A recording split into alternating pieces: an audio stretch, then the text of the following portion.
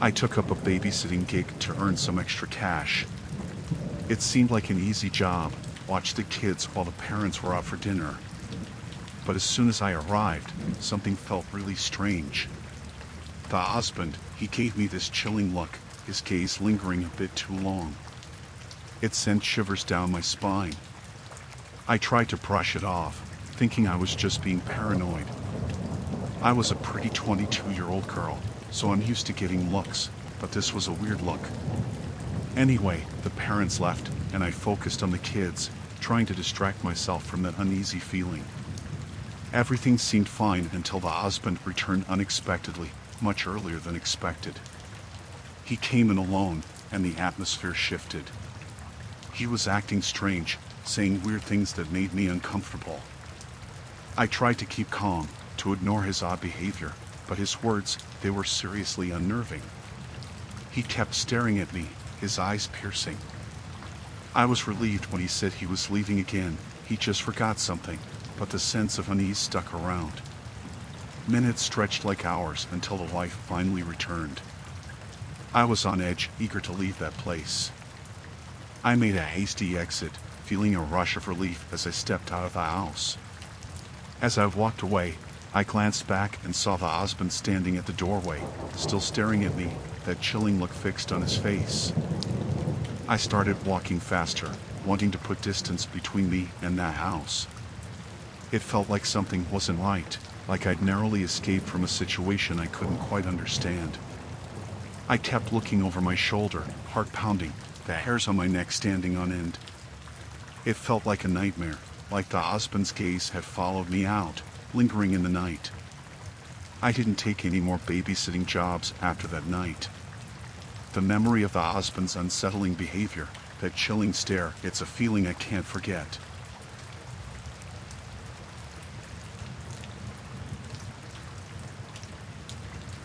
I took up a babysitting job in a new neighborhood. It was a quaint place, but something felt off from the moment I arrived. The house I was babysitting had seemed normal, but the neighbor next door gave me the creeps.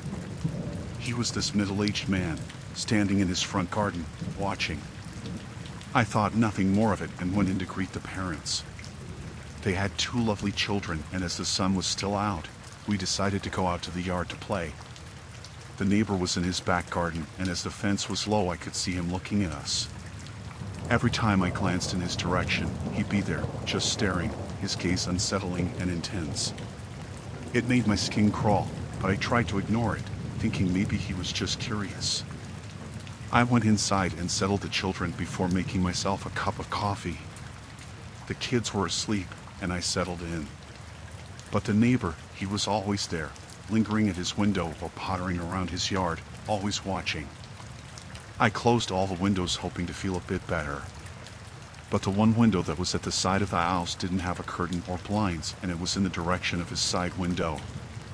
As the evening wore on, I started feeling more uneasy. It wasn't just the way he watched, it was something in his demeanor, something threatening and disturbing. I wished the parents had mentioned something about him. I tried to keep calm, reassuring myself that I was just being paranoid. But then, he started making odd gestures, like waving in a strange, exaggerated way whenever he saw me looking. It felt like he was taunting me, playing some twisted game.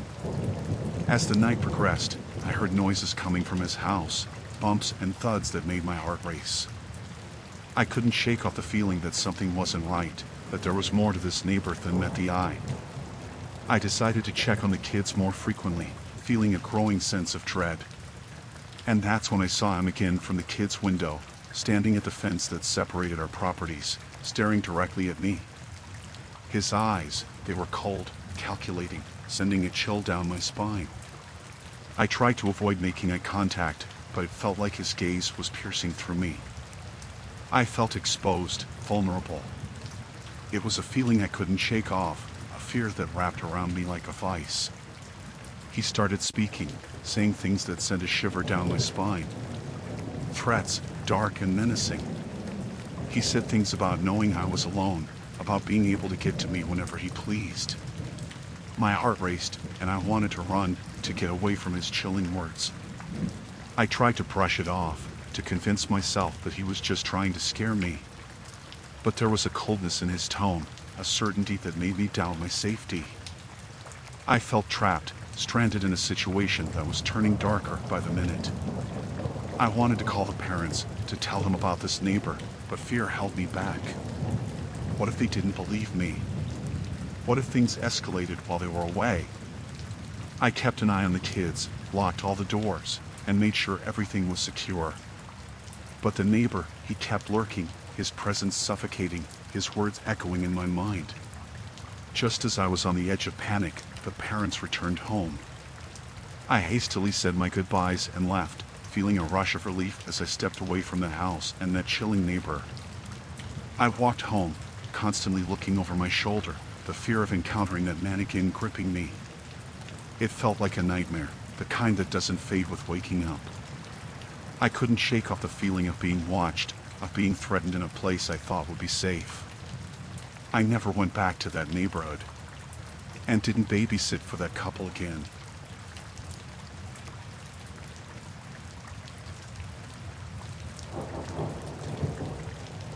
I took a babysitting job for a family in a quiet neighborhood. The kids were sweet, and everything seemed normal until that fateful night. As I was putting the children to bed, I heard a noise downstairs. I thought it might be one of the parents returning early, but when I went to check, I saw something chilling, an unfamiliar figure lurking in the shadows of the living room. My heart pounded, fear coursing through me. I tried to remain calm, thinking maybe it was just a mistake, someone lost or confused. But the way they stood there, motionless, sent shivers down my spine. I didn't know what to do. The kids were upstairs, and my priority was to keep them safe. I contemplated calling the police, but I didn't want to alarm the children. I mustered up the courage to confront the intruder, hoping they would leave without incident. I cautiously approached, my heart racing with each step. As I got closer, the figure turned towards me, and I saw their eyes glint in the darkness. They didn't say a word, just stared at me with an unsettling intensity. It felt like they were sizing me up, studying my every move. I tried to reason with them, asking who they were and what they were doing there. But they remained silent, their presence menacing and chilling. I knew I had to act fast. I rushed back upstairs to check on the children, my mind racing with thoughts of keeping them safe. They were still sleeping, unaware of the danger lurking downstairs. I locked the bedroom door, hoping it would buy me some time. But I couldn't shake off the fear of the intruder making their way up. I searched for anything I could use to defend the kids and myself. I found a heavy lamp, gripping it tightly, ready to protect the children at all costs. Minutes felt like hours as I listened for any sign of the intruder. The silence was deafening, the tension unbearable.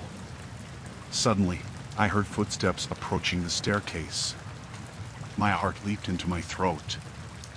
I braced myself, ready to face whatever was coming. The doorknob jiggled, and my pulse raced with terror. I pressed myself against the door, holding the lamp tightly, preparing to fight. But then, the footsteps retreated. I heard the front door creak open and close. The intruder had left, and a wave of relief washed over me. I called the police immediately, explaining what had happened. They arrived quickly and searched the house, but the intruder was long gone. The parents returned home to find the chaos, and I explained everything. They were horrified, grateful that I and the kids were safe. That night was a nightmare I couldn't forget. The feeling of helplessness, the fear of protecting innocent children, it was a chilling experience that stayed with me for a long time.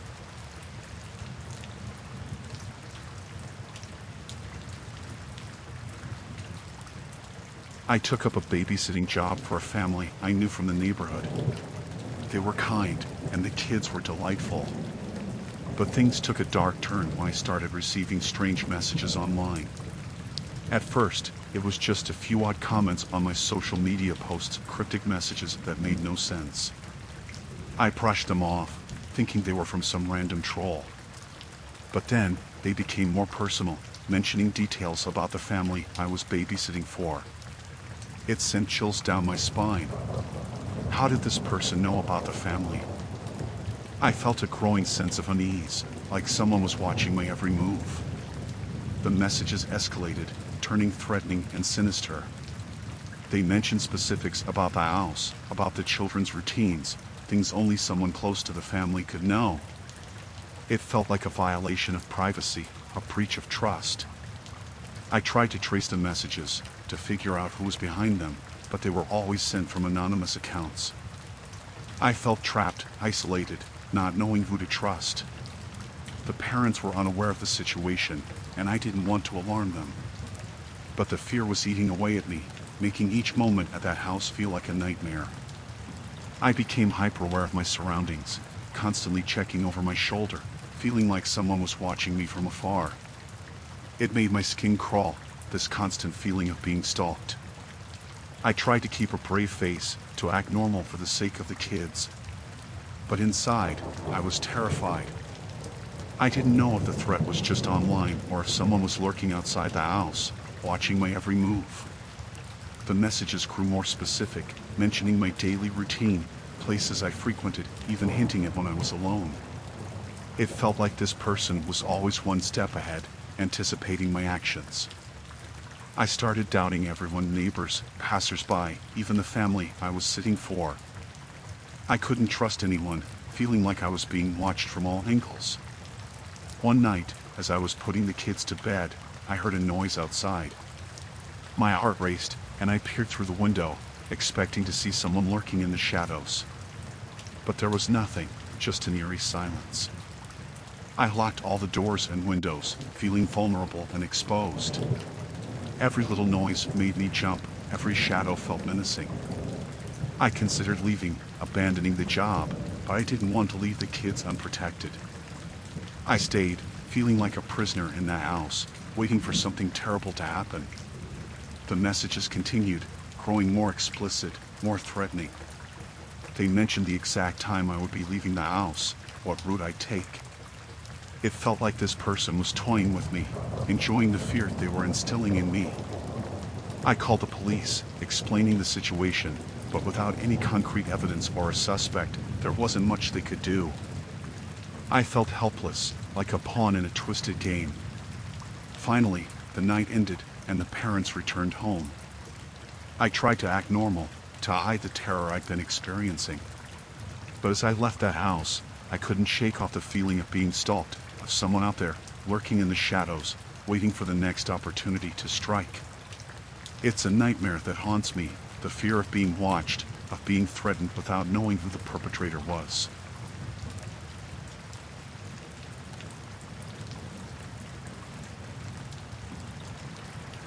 I took a babysitting job for a wealthy family, thinking it'd be an easy way to make some extra money.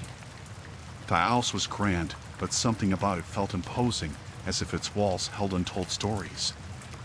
The man of the house had made his fortune in the textile industry, and the air in the house carried an aura of opulence mixed with an unsettling tension. The kids were in bed, and I was in the living room, flipping through a magazine when I heard a loud crash, followed by voices shouting. Fear gripped me as I realized the sounds were coming from inside the house.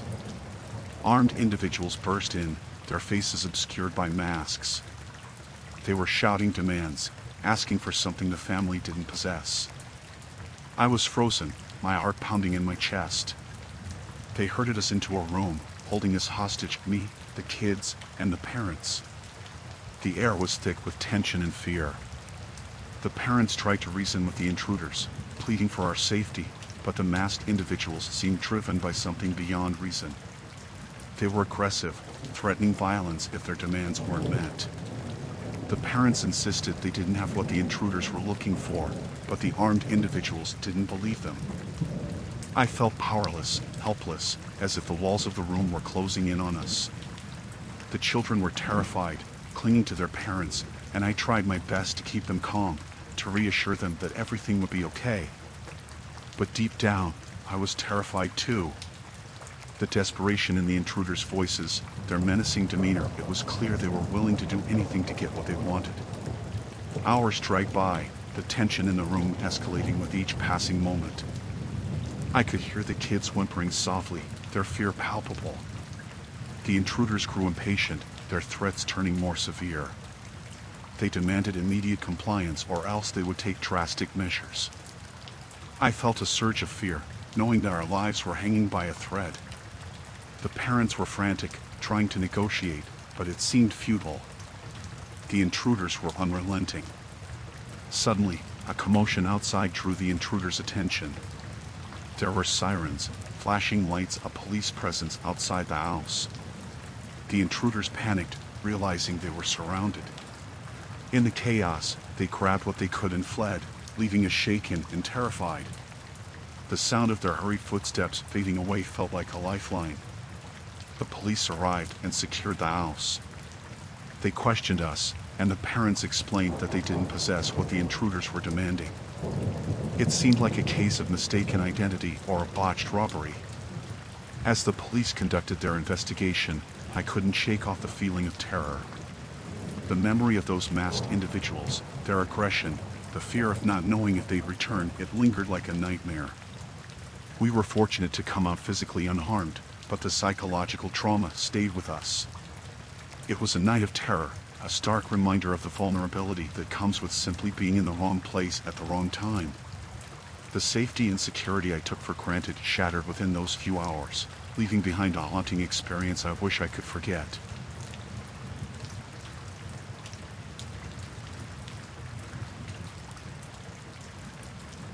I took a babysitting job for a seemingly ordinary family in a quiet neighborhood.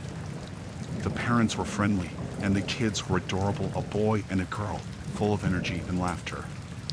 As the night settled in, things started feeling off. The parents had failed to mention critical information about a family member's mental health issues.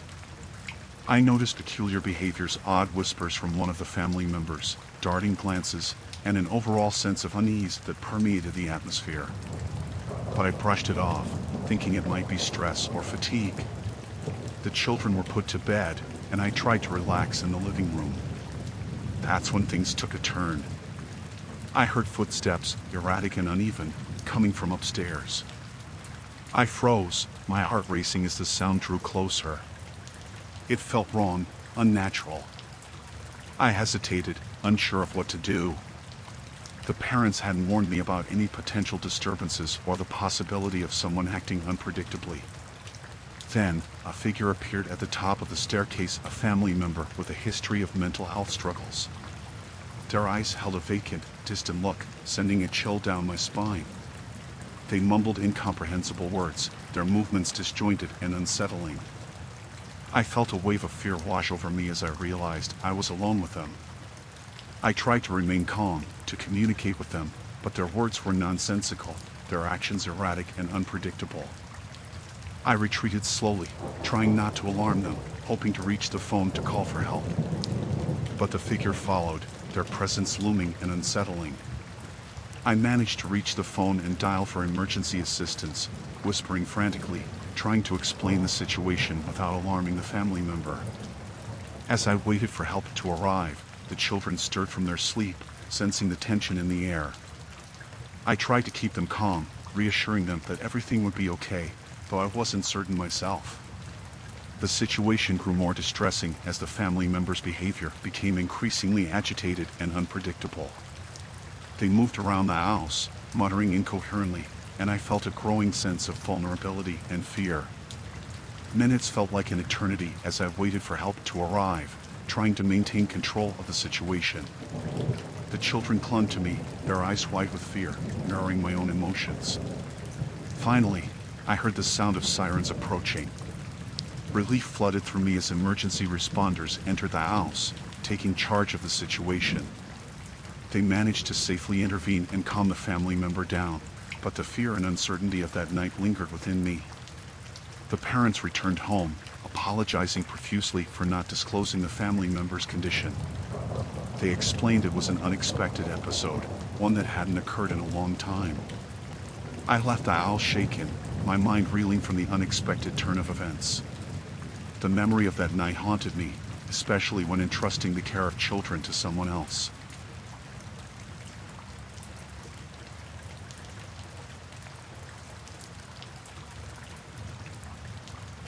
I got this babysitting gig through a friend.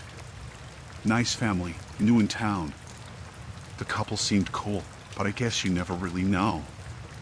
Their little girl, Sarah, she was sweet. A bit shy at first, but we hit it off eventually. It was a regular evening. We played some games, watched cartoons, and before I knew it, it was bedtime for Sarah. Tucked her in, read a story, and she was out like a light. I settled down on the couch, flipping through some magazines, waiting for the parents to get back. The mom texted me saying she got called into work. The dad was coming home early. Figured they'd be back soon. But then the dad arrived, looking all serious. He said the wife was in a hurry, so they kissed goodbye at the door. But then, out of nowhere, he tried to kiss me too. It felt so wrong. I pushed him away, but it happened so fast. I was freaked out, but didn't want to make a scene. As soon as he left, I decided to call it quits and head home. But then, a few days later, I got this message. It was from the dad. He said he had footage of us kissing. I didn't even know there were cameras in the house. He threatened to expose it if I didn't do what he wanted. I was scared. I didn't want anyone to see that.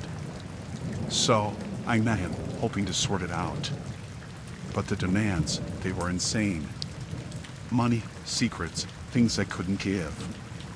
He got angrier each time we met. Threatened to ruin my life. I was trapped. I started noticing weird things after that. Like someone following me. Shadows in the corner of my eye. Breathing on the other end of the line when I picked up the phone. I thought I was going crazy. Couldn't sleep, couldn't eat, just constant fear. One night, I saw something in my room. A shape in the darkness, like a person, but not quite. I froze, couldn't move, couldn't scream. It was like time stood still. Then, it vanished. But I couldn't shake off that feeling of being watched. I went to the police, but they couldn't do much without evidence. And I had none. The dad, he knew how to keep it hidden.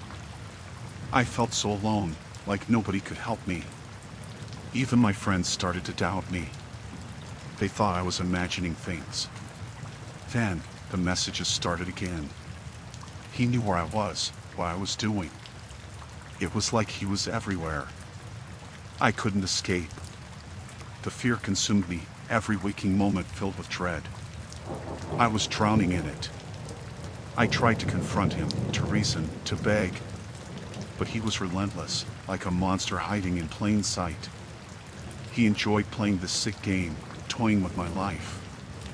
I felt like I was on the edge, ready to break. One night, I came home, and the house was eerily silent. No footsteps, no creaks, just this heavy silence that suffocated me. I knew something was off. I searched every room, heart pounding in my chest. And then, in the dim light, I saw it again. The shadow. This time closer, clearer. A figure standing in the hallway. I screamed, but no sound came out. It started moving towards me, slow and deliberate. I couldn't move, my limbs frozen with terror. And then, it stopped. Right in front of me. Its face, if it had one, was just a void. Darkness staring back at me. I don't know what happened next. I woke up in the hospital. They said I had a breakdown. But I know what I saw was real. That shadow, that dread, it's still with me. Sometimes, in the dead of night, I feel its presence, lurking, waiting. I don't think I'll ever be free from it.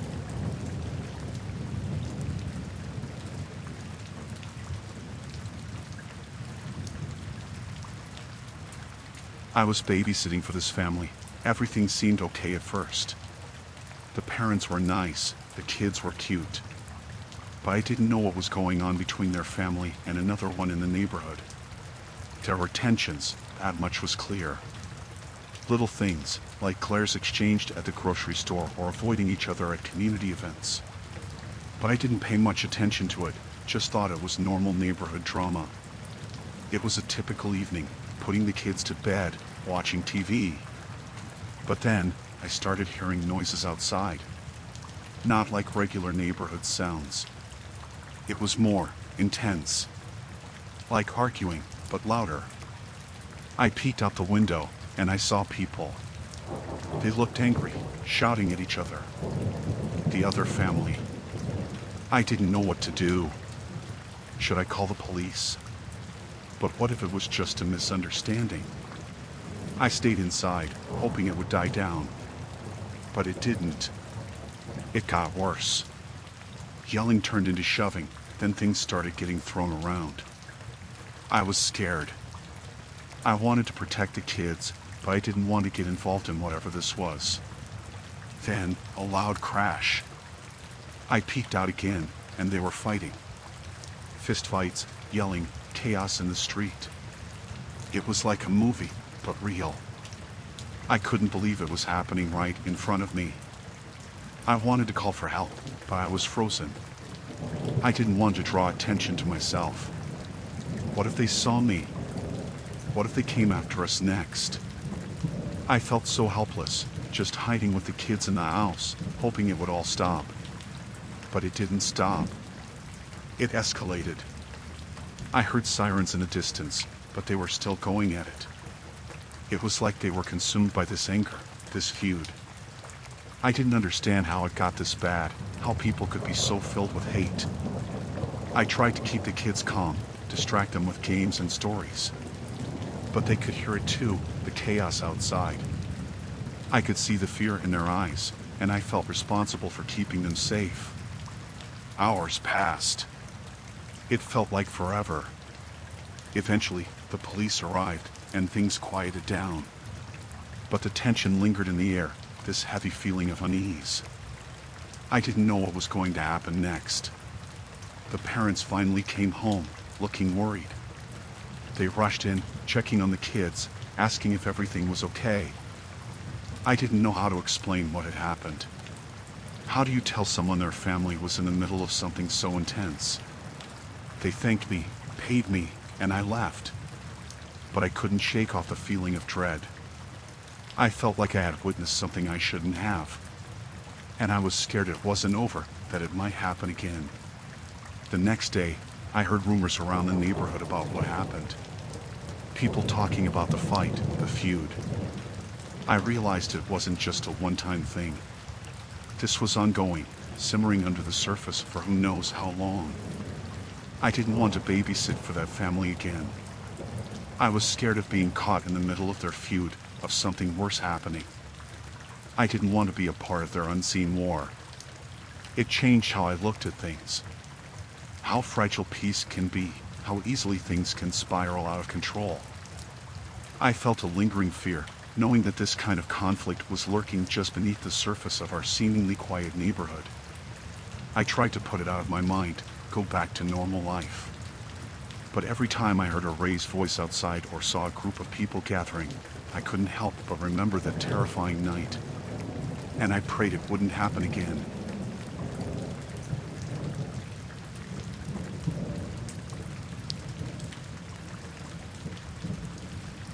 I was babysitting for this family, and they had some tradespeople working on their house. The parents said they'd be home late, so it was just me and the kids. At first, everything seemed normal. The workers were fixing stuff, doing their thing. But then, I started noticing things. Little things that didn't sit right. The workers, they acted weird. Whispering to each other, glancing around like they were hiding something. I tried to ignore it, focus on taking care of the kids, but my gut was telling me something was off. One of the workers, he kept going into rooms he didn't need to be in. I caught him once, just standing in the hallway, looking around all suspicious-like. When he saw me, he acted all casual, like he was just checking things. But I knew better. I thought maybe I was overreacting. Maybe they were just doing their job weirdly. But then, I found a door. A door that was always locked, but that day it was slightly ajar. I peeked in, and it was like a storage room. But there were boxes, stacked high, and something felt wrong about them. I heard voices from downstairs, the workers chatting. I quickly shut the door, feeling this cold sweat. I didn't want to get caught snooping around. But those boxes, they bothered me. I felt like I needed to know what was inside. The kids were in bed, asleep, so I tiptoed back downstairs. The workers were in the kitchen, talking quietly. I crept closer, trying to listen in. They were discussing some kind of plan, something about making sure everything was ready. I couldn't make out all the details, but it sounded serious. My heart was pounding. I needed to find out more, but I didn't want to get caught. I felt like I was in the middle of something dangerous, something I shouldn't be involved in. I went back to that room, the one with the boxes. I found a way to peek inside one without opening it fully. And what I saw, it made my blood run cold. It was like tools, but not the regular kind. Tools that looked menacing. I didn't want to think about what they could be used for.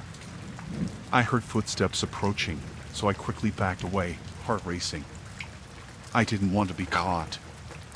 I didn't know what these people were up to, but it couldn't be good. I needed to tell someone, but who would believe me? I debated calling the police, but what if I was wrong? What if it was just a misunderstanding? I felt trapped, unsure of what to do. But the more I thought about it, the more I felt like I had to do something. I found a way to discreetly take pictures of those boxes, those tools. I knew it wasn't much, but it was evidence. I needed to show someone, to prove that I wasn't imagining things. I left the house, trying to act normal, but inside I was terrified. I went to a neighbor's house, someone I trusted. I showed them the pictures, told them what I saw and heard. They were shocked, scared too. We called the police together, explaining everything. They took it seriously, said they'd look into it. But I couldn't shake off that fear, that feeling of being in the middle of something dangerous. The parents came home later, and I didn't tell them what happened. I didn't want to worry them, but I couldn't forget what I saw. The workers finished up and left, but I couldn't help but wonder what they were planning. Days passed, and the police investigated. They found something. Those workers, they were part of a bigger thing. Something illegal. I didn't know all the details, but they were involved in some kind of scheme. The parents were shocked when they found out. They thanked me for speaking up, for noticing something wasn't right. But even after it was over, I couldn't shake off that feeling of dread. That moment when I realized I was in the middle of something sinister, something that could have turned out so much worse. It haunted me, that fear of the unknown and what could have happened if I hadn't acted.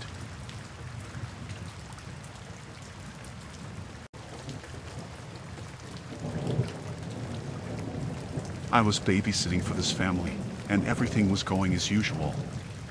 The parents left for the night, and it was just me and the kids.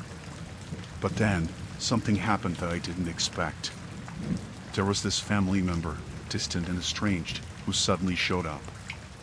I didn't know much about why they were estranged, but the tension in the air was thick as soon as they walked in. They hadn't been part of the household for a long time, and their sudden appearance was unsettling. The atmosphere changed instantly. The kids seemed nervous, and I felt this unease settle in. It was like walking on eggshells. The family member, they seemed off, unpredictable. I couldn't shake off this feeling of dread, like something bad was about to happen.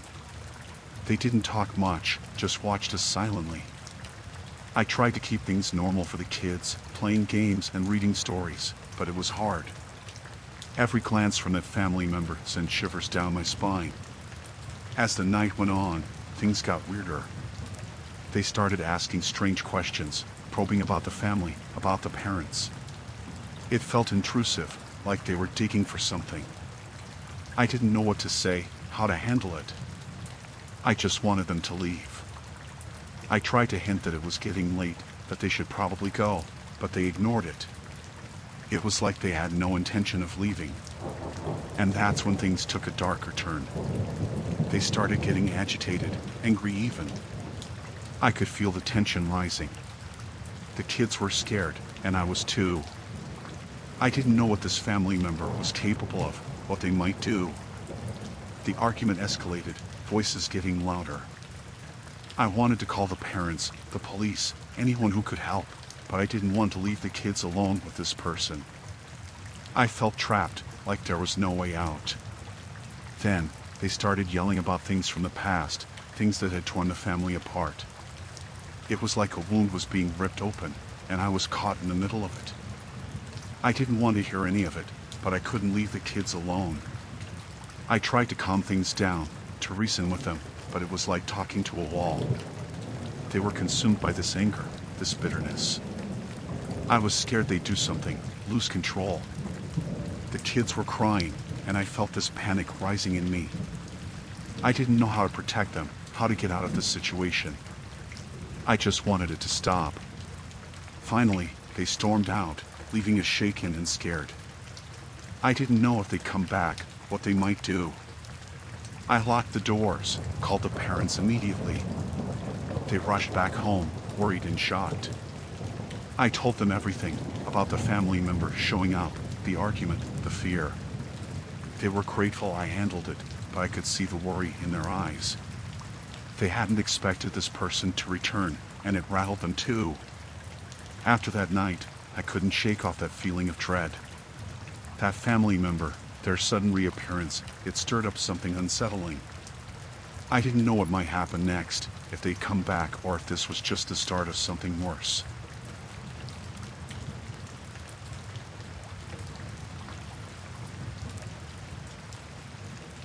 I was babysitting for this family, and it was a regular evening. The parents had left, and it was just me and the kids. But then, there was a knock on the door. I didn't expect anyone, but when I opened it, there were these two guys standing there. They were intimidating, rough-looking, and they asked for the parents. I said they weren't home, but the guys didn't believe me. They pushed past, barging into the house. I tried to stop them, but they ignored me, heading straight inside like they owned the place. The kids were scared, and I was too. I didn't know who these guys were or what they wanted. They kept asking about money, debts, saying things they didn't understand. It was like they were looking for something. I tried to reason with them, to ask who they were, but they were aggressive. They didn't care that there were kids around. They just kept demanding to know where the parents were, where the money was. They started searching the house, rummaging through drawers and cabinets. I didn't know what to do. I felt this panic rising inside me, like we were in danger. The kids were crying, and I was trying to keep them calm, but it was hard. The guys, they kept getting more and more agitated, like they were running out of patience. I didn't know if they were dangerous or what they might do. I just wanted them to leave. I tried calling the parents, but they didn't pick up. I felt this sinking feeling in my chest, like we were all alone in this mess. I didn't want to involve the police, didn't want things to escalate, but I didn't know what other choice I had. I managed to distract the guys for a moment, telling them I'd look for some papers they wanted. While they were occupied, I whispered to the kids to hide in their room and lock the door. I felt this responsibility to protect them. I could hear the guys getting impatient, shouting, demanding answers. I didn't know where the parents kept their important papers, didn't know how to make these guys leave.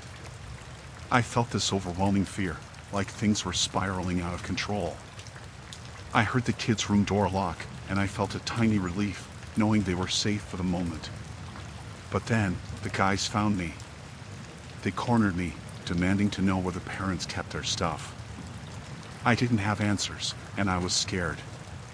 They grabbed me, and I tried to fight back, but they were too strong. They were yelling, saying things about consequences if the parents didn't pay up. It felt like a nightmare, this sense of helplessness. Suddenly, there was a commotion outside, and the guys bolted. I didn't know what was happening, but I took the chance to lock the door and call the police. I didn't know who had come to help, but I was grateful for it. The police arrived, and I explained everything. They said they'd look into it, but I couldn't shake off that fear. What if those guys came back? What if they found out the kids were still inside? The parents came home later, and I told them what happened. They were shocked and worried. They said something about debts, loans, but I didn't understand the whole story. All I knew was that it was terrifying. After that night, I couldn't forget the fear I felt.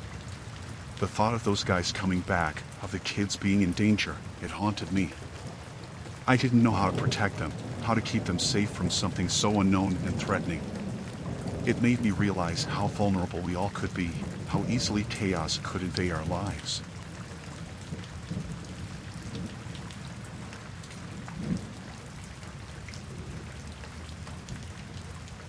I was babysitting for this family, just like any other night.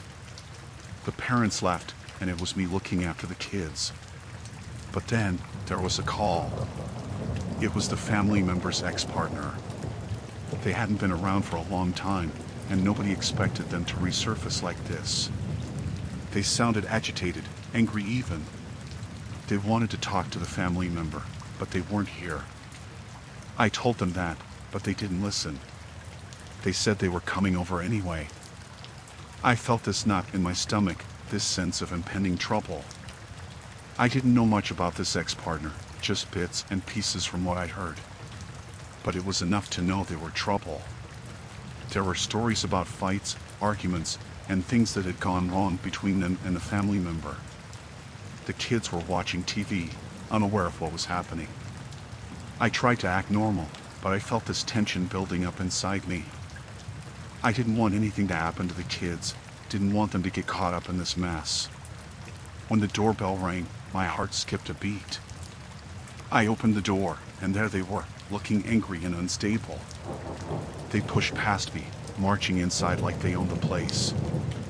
I tried to stay calm, to reason with them, but they were on edge. They kept asking about the family member, demanding to know where they were. I said they weren't home, but that just seemed to make them angrier.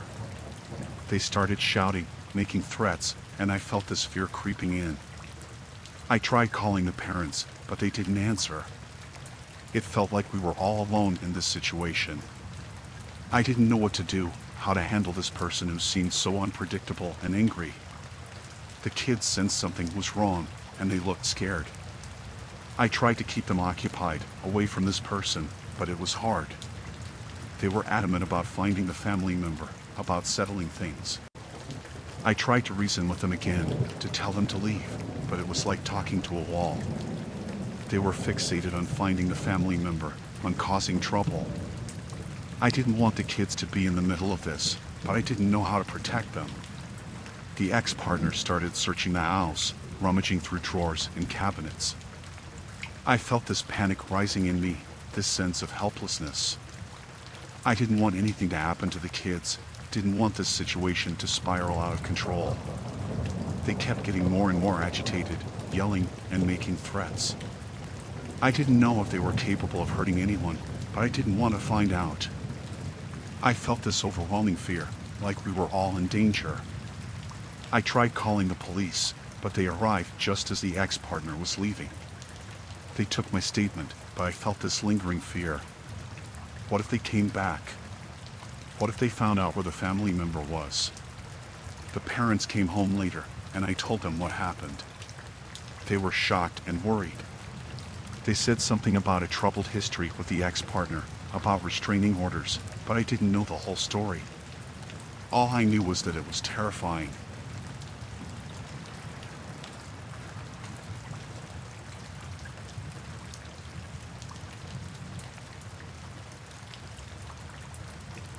I was babysitting for this family, and everything seemed fine. The parents had left, and it was just me and the kids. But then, something strange happened with their pet, a dog. It was usually friendly, but that night, it acted different. It started with little things, like growling at me when I approached it. I thought maybe it was just having a bad day or something. But then, it got worse. It started snapping at the kids, which was so unlike it. I tried to calm it down, but it was like it didn't recognize me. The kids were scared, and I was too. I didn't know what had gotten into the dog. It was barking aggressively, pacing around, like it was on edge. It wouldn't listen to any commands, wouldn't stop being aggressive. I tried to keep the kids away from the dog, but it seemed fixated on us. I didn't want it to attack, didn't know what to do to stop it. I felt this sense of panic rising in me, like we were in danger in our own home. I tried calling the parents, but they didn't answer. I didn't want to leave the kids alone with the dog, but I didn't know how to handle it. It was like the dog had changed overnight, and I didn't know why. I thought maybe it was sick or hurt, but it didn't seem like that. It was more like it was aggressive for no reason. It kept snarling and baring its teeth, and I felt this fear, this uncertainty about what it might do. I tried to get the kids into a room, away from the dog, but it followed us. It was like it was guarding us or something. I didn't know if it was protecting us or if it saw us as a threat. I felt this overwhelming fear, this feeling of being trapped. I didn't want the kids to get hurt, and I didn't know how to get us out of this situation. I felt this responsibility to protect them, but I didn't know how against the family pet. The dog kept growling, its behavior becoming more and more aggressive. I felt this panic taking over, not knowing what might set it off. I didn't know if it would attack or if it was just acting out. I tried to find something to distract the dog, to calm it down, but nothing worked. It was like it was in this state of frenzy, this rage that I couldn't understand. I heard scratching at the door, and I realized the dog had chased us into the room. I felt this sense of dread, this fear of being trapped. I didn't know how to protect the kids, how to keep them safe. I could hear the kids crying, and I felt this guilt, this helplessness. I didn't want anything to happen to them because of the family pet. I wished I knew what to do, how to calm the dog down. Suddenly, the dog stopped, like it had snapped out of it. It looked confused, then slowly backed away. I seized that moment, grabbed the kids, and locked ourselves in a room. I heard the dog pacing outside, but it didn't try to get in again. I didn't know what had just happened, what had caused its sudden change in behavior. The parents came home later, and I told them everything. They were shocked and worried. They said something about the dog's behavior being unusual, but I didn't understand why it had acted that way. After that night, I couldn't shake off the fear. The thought of the pet turning aggressive, of the kids being in danger, it haunted me. I didn't know how to protect them from something so unexpected and terrifying. It made me realize how unpredictable things could be, how quickly a situation could turn dangerous.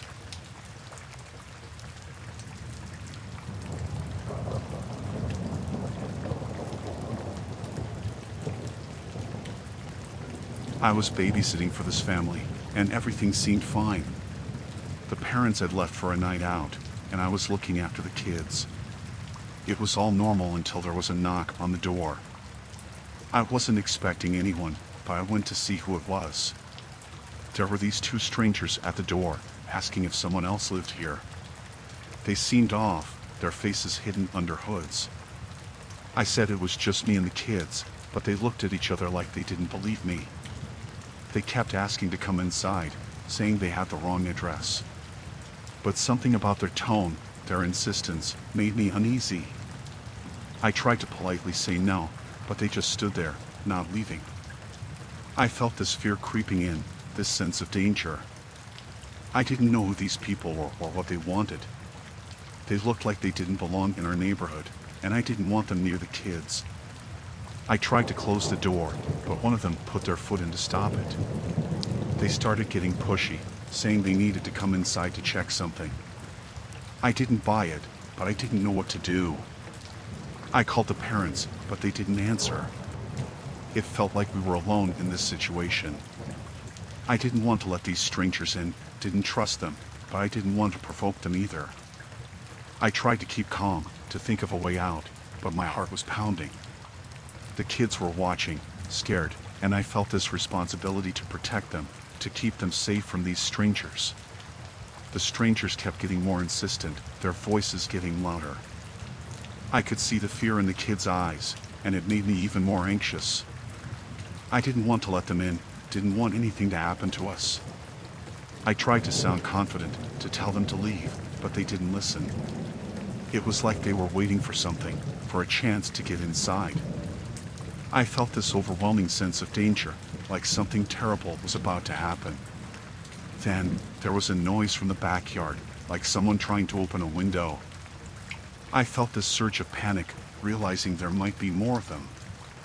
I didn't know what to do, didn't know if we were in danger from multiple sides. I told the kids to hide in a room and lock the door. I felt this urgency, this need to protect them at all costs. I wished I knew how to handle this, how to keep them safe. I grabbed a phone and dialed 911, telling them there were strangers trying to get into the house. I felt this sense of desperation, hoping the police would come soon, before something terrible happened. I heard the strangers trying to force the door open, and I was terrified. I didn't know if they were armed, if they were going to hurt us. I felt this overwhelming fear, this sense of helplessness. Suddenly, there were sirens outside, and I felt this wave of relief. The police were here. I heard shouting and then footsteps running away. I didn't know what had just happened, but I felt this immense gratitude that the police had arrived in time. The parents came home later, and I told them everything. They were shocked and worried. They said something about suspicious people in the area, but I didn't understand why they'd come here. After that night, I couldn't shake off the fear. The thought of those strangers trying to get inside, of the danger we were in, it haunted me. I didn't know who they were or what they wanted, but it made me realize how vulnerable we all could be, how easily danger could knock at our door.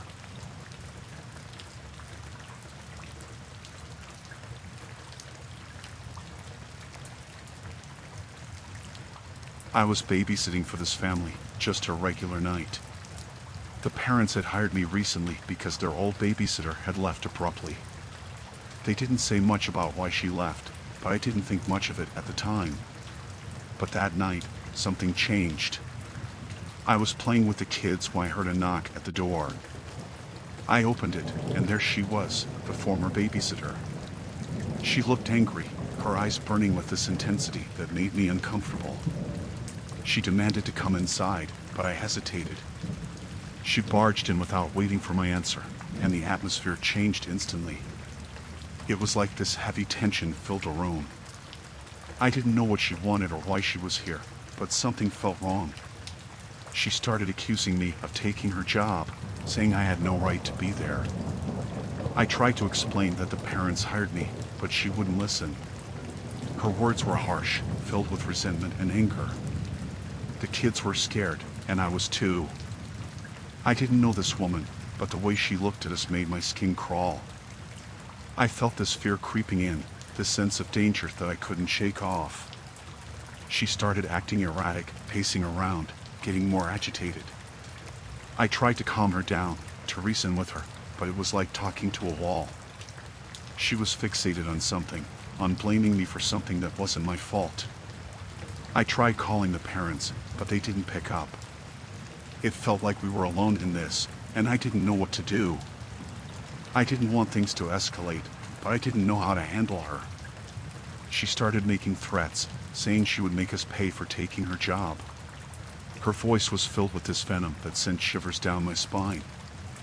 I felt this overwhelming sense of dread, this fear of what she might do. She started searching the house, rummaging through drawers, looking for something.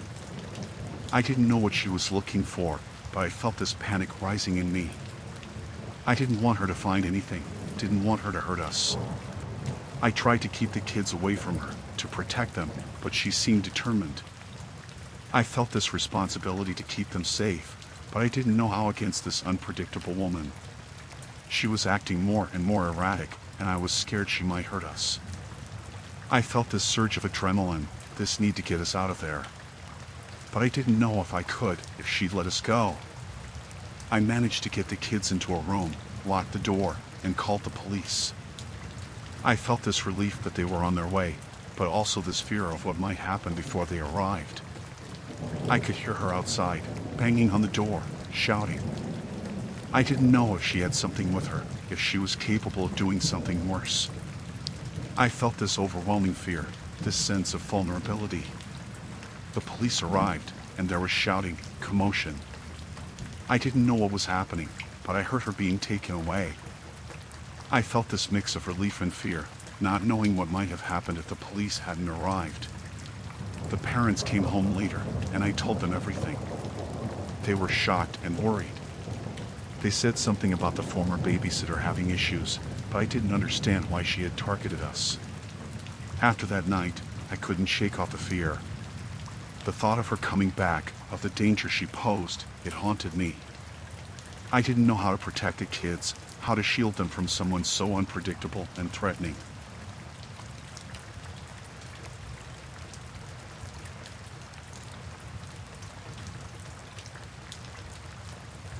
I was putting the kids to bed when I heard hushed voices coming from downstairs.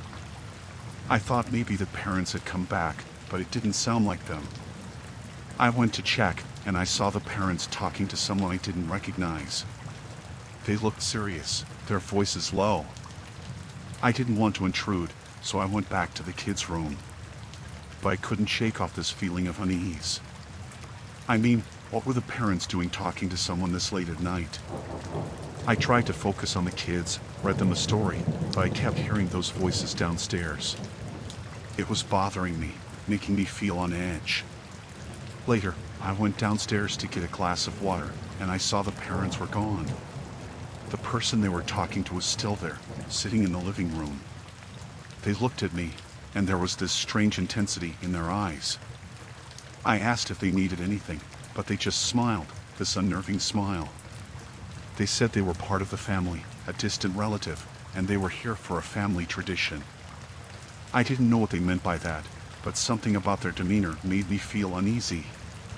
They said it was a tradition to check on the kids at night, make sure they were safe. It sounded weird, but I didn't want to argue. They insisted on going to the kids' rooms, said it was important for the tradition. I didn't feel right about it, but they kept saying it was a family thing, and I didn't want to upset them. As we walked towards the kids' rooms, I noticed this weird symbol carved into the wall. I didn't know what it was, but it made me feel uneasy. I tried to ignore it, but it lingered in the back of my mind. When we got to the rooms, the relatives started whispering something under their breath. I couldn't make out the words, but it sounded odd, like some kind of chant. I felt this chill running down my spine. They said everything was fine and that they'd take care of the kids. But the way they looked at them, it was like they were sizing them up, assessing them. I felt this urge to get the kids away, but I didn't want to cause a scene.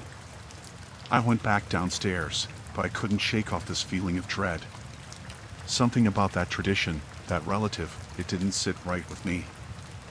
I wanted to leave, take the kids with me, but I didn't know if I was overreacting.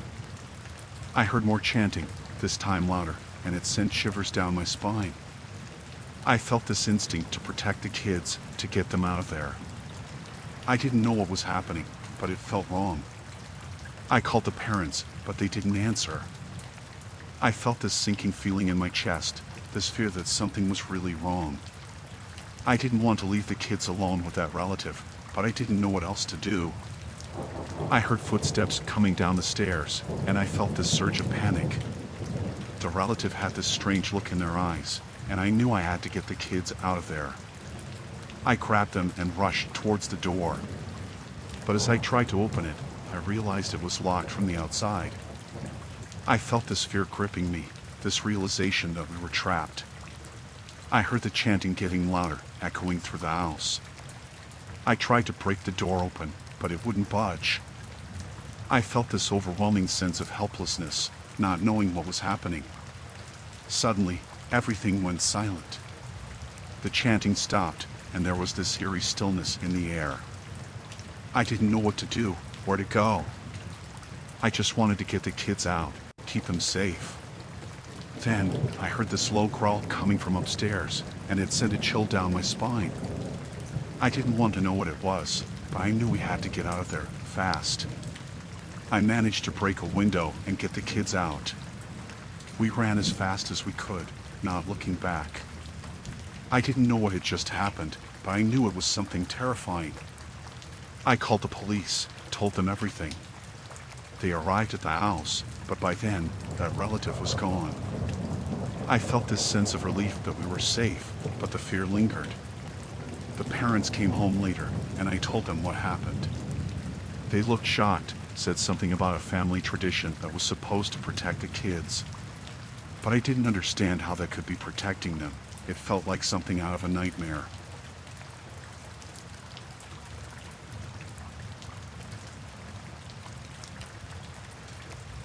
I responded to a babysitting ad, hoping for an easy gig to earn some cash. The family seemed nice enough when I arrived, polite, welcoming. But as the night progressed, I stumbled upon something that chilled me to the bone. The parents had mentioned they needed a sitter because their youngest child had night terrors. They seemed anxious, almost secretive about it. I didn't think much of it initially, thinking it was a common issue with kids. The children were sweet, obedient, and I tucked them into bed without any trouble. But as the night wore on, things started feeling strange.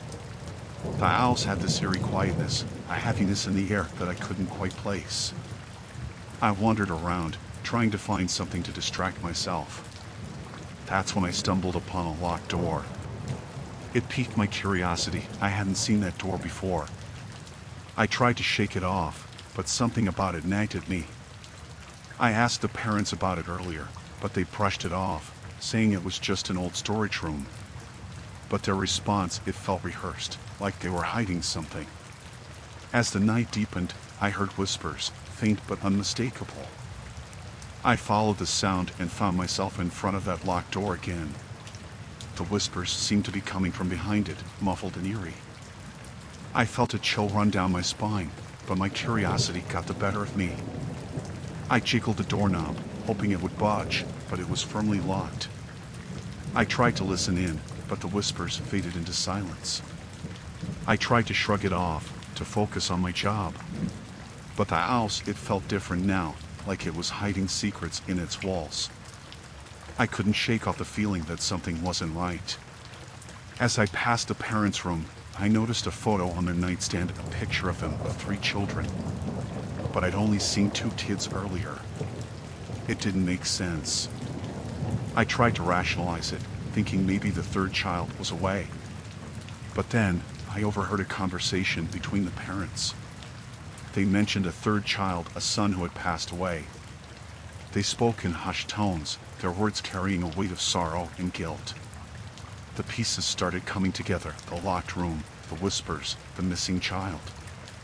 I felt a knot form in my stomach, a sense of dread settling in. I didn't know what to make of it, but it felt deeply unsettling. I checked on the kids, feeling an overwhelming need to protect them. But then, I heard footsteps, coming from that direction, the locked door. My heart raced, and I froze, unsure of what to do. I wanted to leave, to run away from whatever was behind that door. But something drew me closer, a need to uncover the truth. I approached cautiously, the floorboards creaking beneath my feet. And then, a sound of faint sobbing, a child's voice. My blood ran cold. I pressed my ear against the door, trying to make out the words. It was a boy, whispering for help, pleading to be let out. I wanted to unlock the door, to rescue him, but fear paralyzed me. What if it wasn't real? What if it was some trick? I didn't know what to believe, but the sobbing, it felt too real to ignore. I couldn't stay there any longer. I made up an excuse, saying I had an emergency and needed to leave. The parents seemed startled, almost alarmed, but I didn't wait for their response. I hurried out, feeling the weight of that house lift off my shoulders. As I walked away, I couldn't shake off the feeling of guilt. What if there was a child trapped behind that door, seeking help? But what if it was something more sinister, something I couldn't understand? I never went back to that house. The memory of the whispers, the locked door, the hidden history. It's a chilling reminder of how some secrets are better left undiscovered. It's a night I wish I could forget, but its haunting echoes linger in my mind.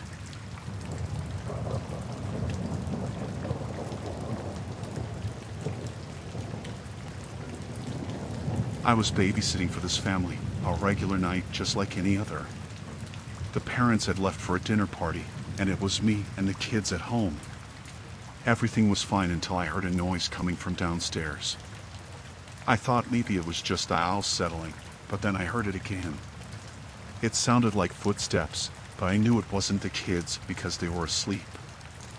I felt this knot forming in my stomach, this sense of unease. I went downstairs to check, hoping it was nothing, but then I saw them. There were these people, strangers, standing in the living room. They looked at me, and I froze. I didn't know who they were or how they got in. I wanted to scream, to run, but fear held me in place. They looked at me with these cold, empty eyes, and I felt this surge of terror. I didn't know what they wanted, didn't know why they were there. I tried to ask them who they were, what they were doing, but they didn't say anything. They just stood there, staring at me. I felt this overwhelming sense of danger, like I had walked into a nightmare. I wanted to run upstairs, grab the kids, but I was scared they might follow me. I didn't know if they were armed or what they might do. I just wanted to keep the kids safe, but I felt helpless. I tried to stay calm, to think of a way out, but my heart was pounding. I didn't know if I should try to reason with them or find a way to escape. I just knew I had to protect the kids. I thought about calling the police, but I didn't want to make any sudden moves.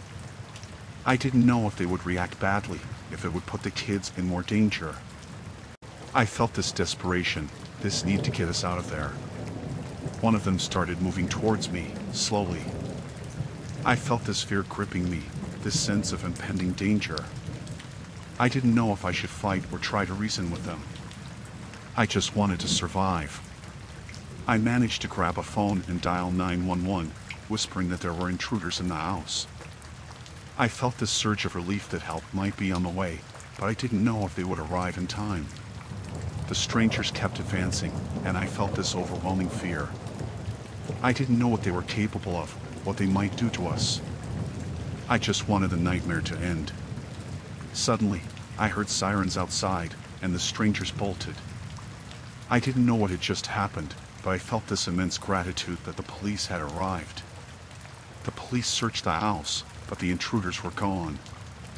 I felt this mix of relief and fear, not knowing if they might come back. The parents arrived home later, and I told them what happened. They were shocked and worried, saying they didn't know who those people were. They said they'd install better security, but it didn't erase the fear I felt.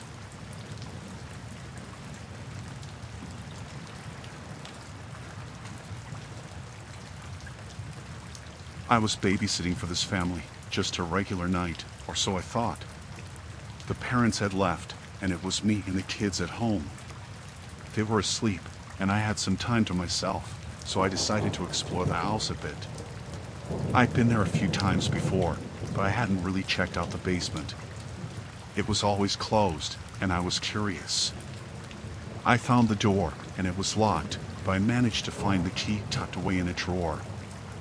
I opened the door, and this chill ran down my spine. There was this strange smell, this musty odor that made me uneasy. I switched on the light, and the dim glow revealed this narrow staircase leading down. I felt this sense of curiosity and dread, this urge to know what was down there. I took a deep breath and started descending, step by step. As I reached the bottom, I saw it. There were these shelves, covered in dust and old boxes. It felt like a forgotten place, hidden away from the rest of the house. I started going through the boxes, and that's when I found it. There were these old photographs, but they weren't just any pictures. They were photos of the family, but in each one, their faces were scratched out. I felt this surge of fear, this sense of something terribly wrong. I didn't understand why someone would deface these photos like that. It felt ominous, like someone was trying to erase them from existence. I kept searching, and I found this old diary tucked away in a corner. It was dusty and worn, but the entries inside sent shivers down my spine. It talked about strange rituals, about sacrifices made in the basement, and about a dark family secret. I didn't want to believe it, but the more I read, the more terrified I became.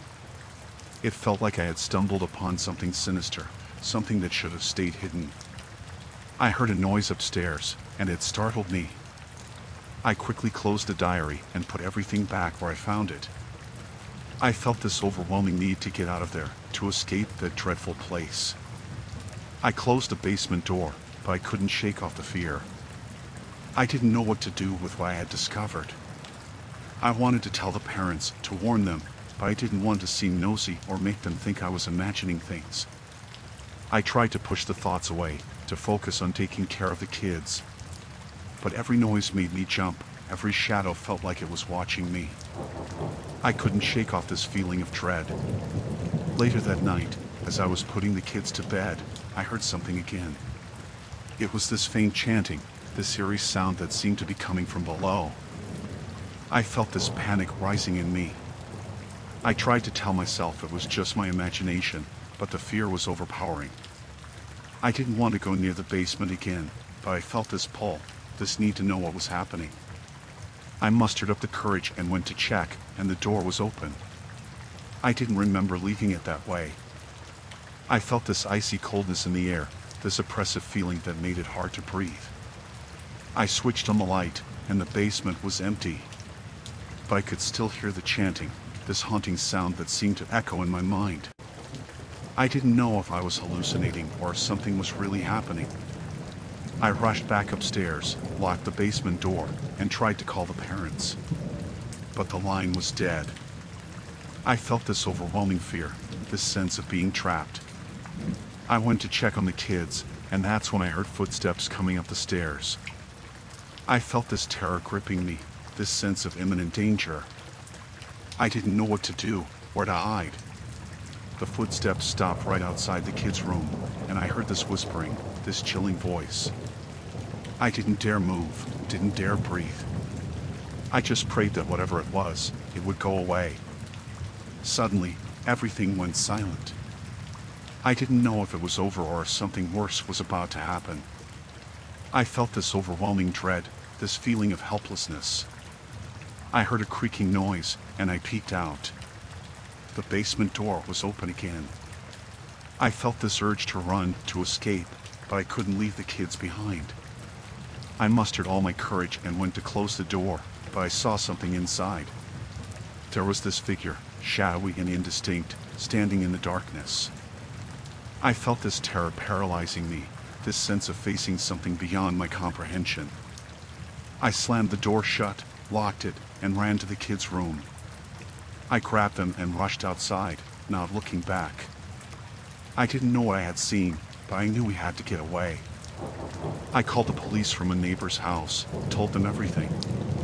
They arrived at the house, but they didn't find anyone or anything in the basement. I felt this mix of relief and fear, not knowing if it was really over. The parents arrived home later, and I told them what happened. They looked shocked, but they didn't say much. I didn't know if they believed me or if they thought I was making it up.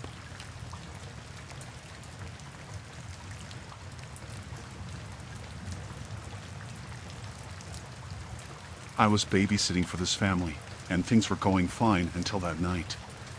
The parents had mentioned some issues with the neighbors over the property line, but I didn't think much of it until it became a nightmare.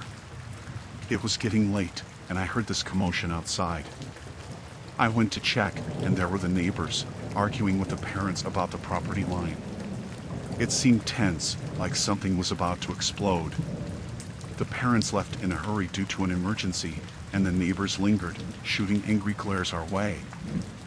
I felt this tension building up, this sense that things were about to take a dark turn. I tried to keep the kids occupied, but the argument outside was getting louder. I heard shouting, threats being thrown around. It felt like a storm brewing, and I didn't know how to protect the kids from it. The neighbors were yelling about the property line, saying something about our house being on their land. It sounded serious, but I didn't understand why it had to escalate like this. I tried to call the parents, but they were unreachable. I felt this sense of being alone in a dangerous situation. I didn't know what to do, how to handle angry neighbors who seemed ready to snap. I heard a loud bang on the door, and I felt this surge of fear. The kids were scared, and so was I. I didn't know if the neighbors were going to do something rash. I tried to reason with them, to explain that the parents weren't here, that we should sort this out calmly. But they seemed beyond reason, fueled by anger and frustration. They demanded to come inside, saying they wanted to see the property lines for themselves. I felt this overwhelming sense of danger, this fear that letting them in might make things worse. I refused, but they started getting aggressive, banging on the door, yelling threats. I felt this panic rising in me, this need to protect the kids. I didn't know what these neighbors were capable of. I told the kids to hide in a room and lock the door, just in case. I didn't want them caught up in whatever was about to happen. I felt this responsibility to keep them safe, to shield them from this chaos. I heard a window shatter, and my heart sank. They were trying to force their way in. I felt this surge of adrenaline, this fight or flight response kicking in. I called the police, telling them what was happening. I felt this desperation, this need for help to arrive soon. I didn't know if we could hold out until they got here. The neighbors managed to break the door open, and I felt this terror gripping me. I tried to keep calm, to talk them down, but they were beyond reason. They looked wild, fueled by anger and aggression. I felt this overwhelming fear, this sense of helplessness. They started moving towards me, and I didn't know what they were planning to do. I just wanted the nightmare to end. The kids were screaming, and I was trying to shield them. I didn't know if the police were on their way or if we were on our own. Suddenly, there were sirens outside, and the neighbors bolted. I felt this wave of relief, but the fear lingered. I didn't know if they'd come back, if this was really over. The police arrived and took statements. They said the neighbors had left, but they'd keep an eye on things. I felt this mix of relief and anxiety, not knowing if it was truly safe. The parents came home later, and I told them what happened. They were shocked and worried, saying they'd sort things out. But the fear of those neighbors, of that confrontation, it lingered. I didn't know if we'd ever feel safe in our own home again.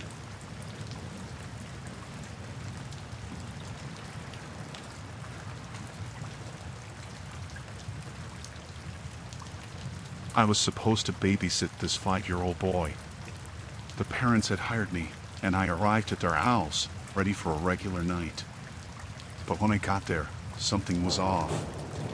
The boy, he wasn't 5. He looked older, maybe 15 or so, but something about him was really creepy.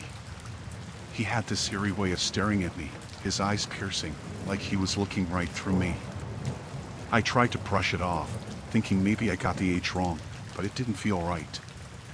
He didn't act like a teenager either. He was eerily quiet, barely said a word, just watched me with this unsettling intensity.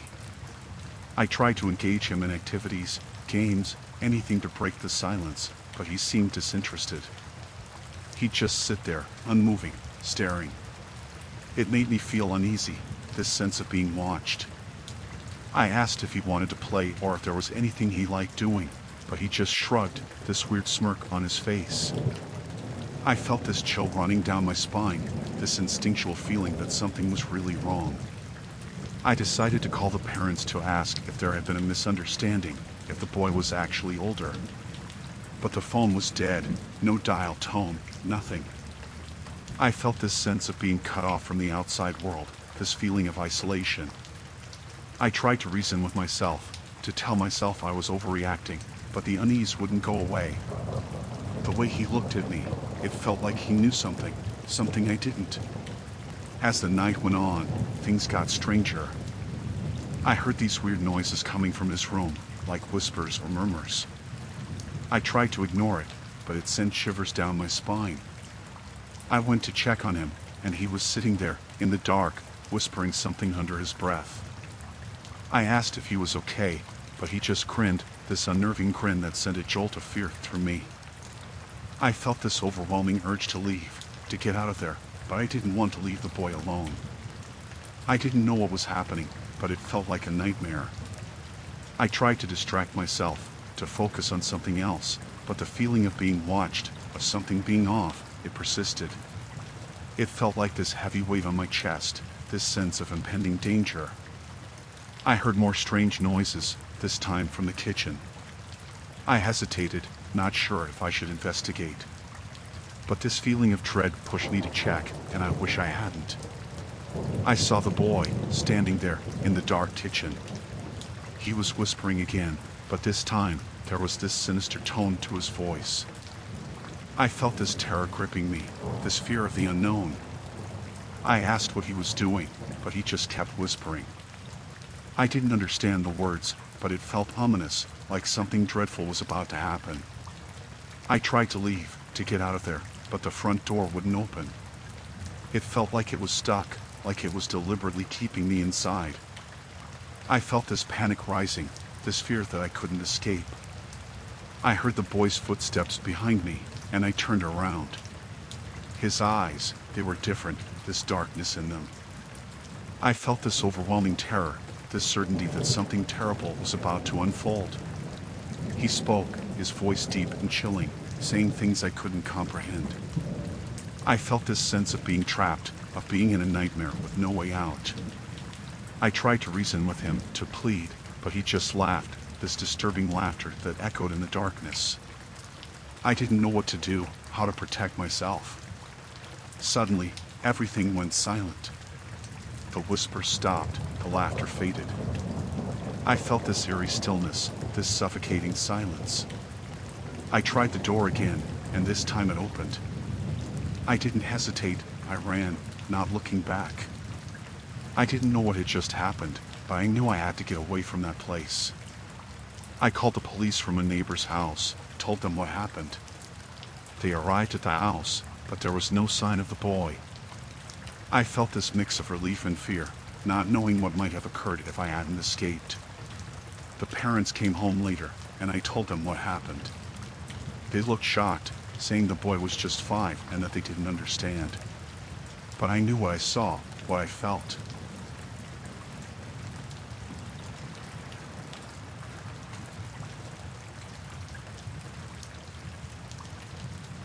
It was a rainy night, and after putting the kids to bed, I settled down to watch a movie. Everything seemed normal until there was a knock on the door. I wasn't expecting anyone, especially not on a stormy night like that. When I opened the door, there was this man, drenched from the rain, claiming he was lost and needed to use the phone. He looked harmless, so I let him in, trying to be helpful. I offered to call for help, but he insisted on using the phone himself. I felt this sense of unease, but I didn't want to be rude or distrustful. I showed him to the phone and went back to the living room, trying to focus on the movie. As time passed, he didn't come back. I started feeling this creeping anxiety, wondering what was taking him so long. I tried to convince myself that maybe he was having trouble making the call, but something felt off. I got up to check on him, but as I reached the hallway, I saw him standing there, not using the phone. He was just staring at the family pictures on the wall. It made me feel this jolt of fear, this sense of intrusion. I asked if he needed any help, trying to hide my discomfort. But he didn't respond. He just kept staring at those pictures, this eerie silence hanging in the air. I felt this instinct to get him out of the house, to make sure the kids were safe. But before I could say anything else, he turned to me, this unsettling grin on his face. It sent shivers down my spine. He said something about admiring the family, about how lucky they were to have a babysitter like me. It felt like he knew more than he should, like he wasn't just a lost stranger seeking help. I felt this urge to get away, but I didn't want to provoke him. I tried to maintain a calm facade, to steer him towards the door without causing a scene. But he just stood there, blocking the way. I asked him politely to leave, but he didn't budge. Instead, He started talking about how much he admired the house, how he loved to live in a place like this. It sounded innocent, but there was something sinister in his tone. I felt this growing fear, this realization that I might be in danger. I didn't know what he was capable of, and the kids were asleep upstairs, oblivious to the situation. I tried to think of a way out, to signal for help without alarming him. But he kept talking, this unsettling monologue about the family, the house, and it made my skin crawl. I glanced towards the door, trying to find an opportunity to make a move. But as I looked back, he was closer, too close for comfort. I felt this surge of panic, this fear of being trapped. I tried to back away, to create some distance, but he kept advancing. He said something about not wanting to leave, about how comfortable he felt in the house. It sounded like a threat disguised as a statement. I felt this desperation, this need to protect the kids. I tried to reason with him, to convince him to leave peacefully. But he just laughed, this chilling laughter that made my blood run cold. I didn't know what to do, how to get him out. The phone was too far, and I didn't want to turn my back on him. I felt this sense of being completely vulnerable, completely at his mercy. I tried to grab something, anything, to defend myself. But before I could, there was a loud banging on the door. It was the police, responding to a call I had made earlier. The man froze, and in that moment, I felt this rush of relief. The police entered, and I told them everything. They took the man away, and I felt this overwhelming mix of fear and gratitude. The parents came home later, and I told them what happened. They were shocked and thankful, but I couldn't erase the terrifying encounter from my mind. It was a night I would never forget, a night where danger had knocked at the door, and I had narrowly escaped its grasp.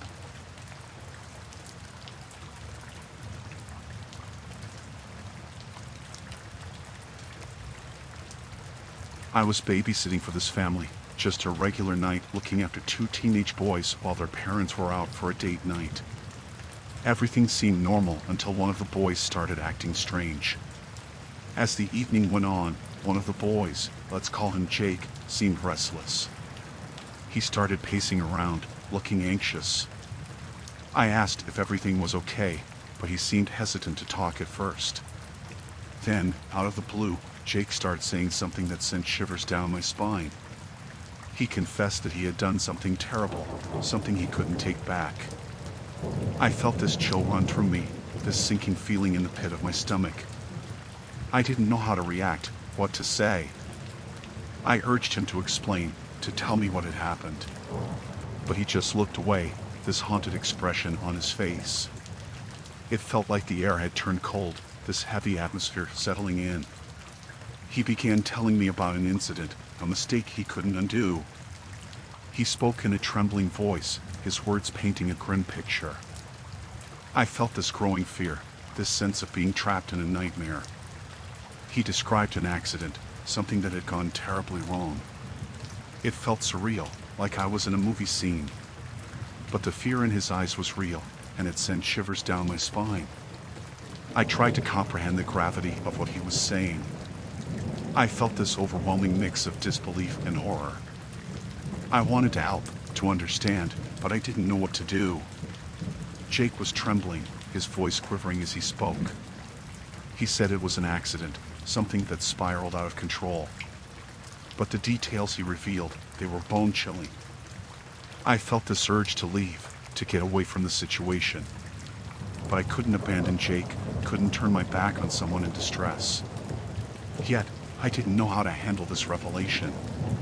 He begged me not to tell anyone, saying it was a mistake, that he didn't mean for it to happen. I felt this sense of being pulled into something ominous, something beyond my control. I tried to calm him down, to reassure him that we'd figure something out. But the weight of his confession lingered in the air, this cloud of fear hanging over us. I didn't know what to believe, what to do next. I wanted to help, to find a solution, but this feeling of dread wouldn't leave me. I felt this overwhelming responsibility, this fear of being involved in something dangerous. I wanted to call for help, but I didn't want to worsen the situation for Jake. I urged him to talk to his parents to seek their guidance, but he was adamant about keeping it a secret, about burying what happened. I felt this sense of helplessness, of being caught in a terrifying situation. I tried to stay composed, to keep Jake calm, but inside, I was terrified, not knowing what would happen next. The night felt endless, this heavy burden weighing me down. When the parents returned, I struggled with whether to tell them or to keep Jake's secret. I felt this moral dilemma, this conflict tearing me apart. I decided to speak with the parents to let them know about Jake's distress. I felt this immense pressure, this fear of the repercussions. As I disclosed what happened, the parents' faces turned pale. They exchanged worried glances, and I realized this was much bigger than I had imagined. The parents thanked me for letting them know and assured me they'd handle the situation,